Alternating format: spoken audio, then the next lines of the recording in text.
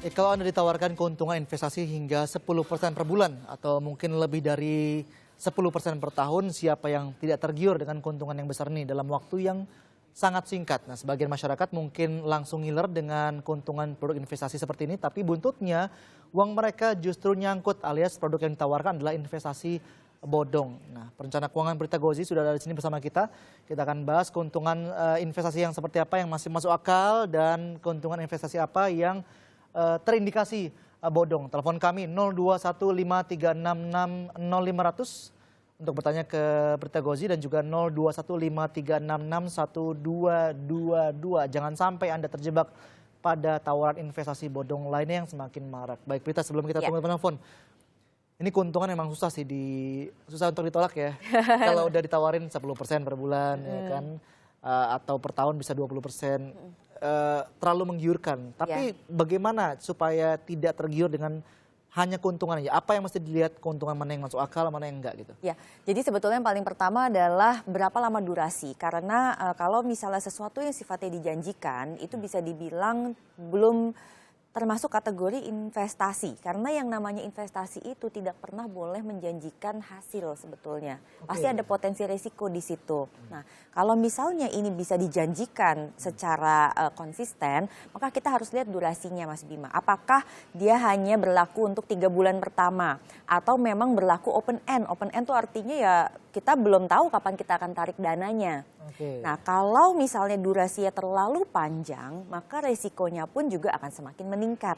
Artinya pihak tempat kita menempatkan dana itu harus secara konsisten mampu memberikan keuntungan 10% per bulan.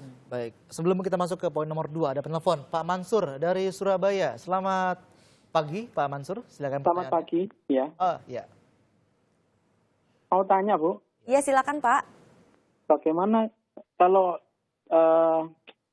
kita naruh investasi, yaitu berani mencantumkan logo OJK, kemudian dia di bawah naungan sebuah grup yang cukup terkenal di Indonesia. Ya. Apakah kita bisa mempercayai hal seperti itu, Bu? Baik. Terima kasih. Baik, naungan grup yang sudah terpercaya. Ya, jadi pertama ada logo OJK, artinya lembaga keuangan ini terdaftar dan diawasi oleh otoritas jasa keuangan.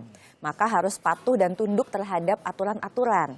Nah, yang kedua adalah secara kredibilitas itu mumpuni karena mungkin sudah lama, kemudian selalu kuat lah ya dalam arti lembaga keuangan. Nah, dalam hal ini kita harus memahami resikonya. Kembali lagi saya tegaskan, kalau deposito itu memang bisa dijanjikan hasilnya. Tapi ingat, deposito itu ada durasinya. 1 bulan, 3 bulan, 6 bulan, 12 bulan. Artinya resiko itu sudah terukur. Nah, sedangkan kalau kita memilih yang open end, contohnya seperti reksadana. Reksadana itu kan kita boleh beli sekarang, jualnya bisa 1 tahun lagi, 3 tahun, atau bahkan 10 tahun juga bisa. Kita harus memahami bahwa yang diberikan adalah indikasi potensi imbal hasil. Bukan dijanjikan, bisa lebih tinggi, bisa pas sama, bisa juga lebih rendah. Jadi ada faktor resiko di situ.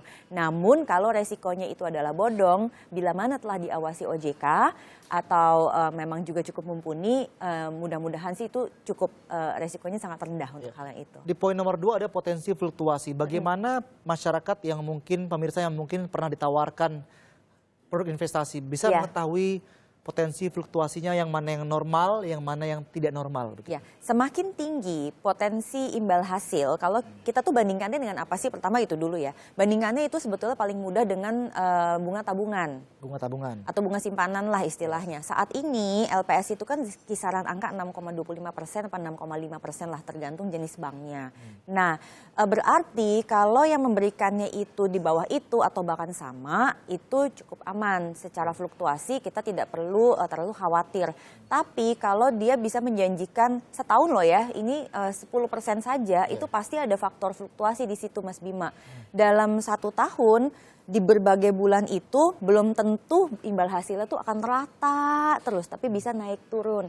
Semakin potensinya tinggi, katakanlah 20% per tahun, maka harusnya kemungkinan fluktuasinya juga semakin tajam. Baik, Ada penelpon kedua Pak Jimmy dari Semarang. Selamat pagi Pak Jimmy. Ya, selamat pagi, Kompas TV. Ya, Halo, silakan. selamat pagi. Kalau menurut saya begini, Pak. Jadi ini ada kontribusi peran media. Satu. Kemudian ekonomi makro jadi infrastruktur bisnisnya, Pak. Jadi kalau bunga bank aja sekarang average 5%, dia 2 kali 10% gitu kan per bulan. Satu. Terus kedua, kita harus lihat background-nya apa. Background apa? Holding company itu apa? Bergerak di bidang apa? Itu penting kita ketahui legal atau enggak gitu kan. Banyak di Indonesia ini masyarakat hanya lihat untungnya aja. Jadi Untungnya aja. langsung Pak, terkesima gitu loh Pak. Iya. Jadi Baik. udah nalarnya itu udah nggak jalan gitu kan. Baik, Baik. terima kasih Pak Jimmy. Ya. Apalagi sekarang lagi pelemahan ekonomi gitu kan. Iya. Iya, baik Baik, Bapak. terima kasih Pak Jimmy. Jadi memang poinnya bagus ya, jangan cuma tergiur keuntungan aja. Betul sekali. Jadi kan ini minggu lalu kita sudah bahas bahwa kita harus memahami skemanya, kita harus paham dari mana dia bisa memberikan keuntungan sebesar itu dan konsisten atau tidak. Nah, hari ini kita membahas khusus gimana kita memilah mana keuntungan yang masuk akal dan mana yang sebetulnya harusnya tidak masuk akal. Pada saat kita tahu itu tidak masuk akal, maka sebaiknya kita tinggalkan. Berapakah batasannya ya antara masuk akal dengan tidak? Let's say waktu itu Koperasi Cipaganti setahun mereka tawarkan 14 sampai dengan 20%. Koperasi Pandawa kemarin 10% per bulan. Yang lain juga rata-rata di atas sampai dengan belasan sampai dengan puluhan persen. Di mana batasan angka berapa yang masuk akal, batasan angka mana yang tidak masuk akal untuk saat ini? Nah, untuk saat ini kita langsung masuk ke aturan 72 nih Mas Bima ya. Jadi 72 itu adalah cara mudah kita melihat kalau kita masukin uang 100, kapan dia akan berlipat ganda menjadi 200 dalam berapa lama. Nah, kalau sekarang harusnya kan bunga deposito mungkin sekisaran 6%-an ya, katakanlah 5. 72 bagi 5 itu kan sekitar berapa sih? 13-14 tahun. Artinya kalau kita masukin uang 100, kapan jadi 200 dalam 13-14 tahun.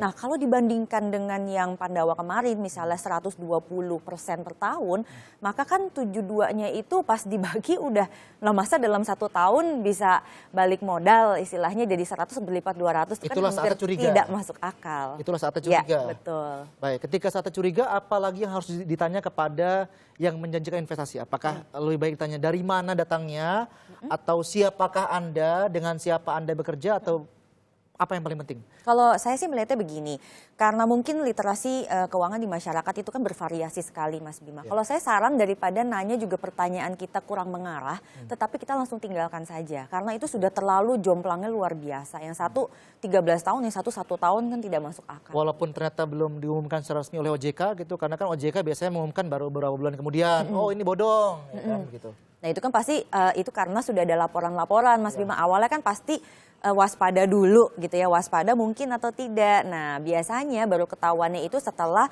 sekian durasi, karena disitulah dia baru mulai tidak bisa membalikan uang masyarakat. Baik, terima kasih Berita Gozi, dan terima kasih juga tadi kepada pemirsa yang sudah menelpon. Semoga membantu Anda supaya tidak terlalu tergiur dengan keuntungan yang tidak masuk akal.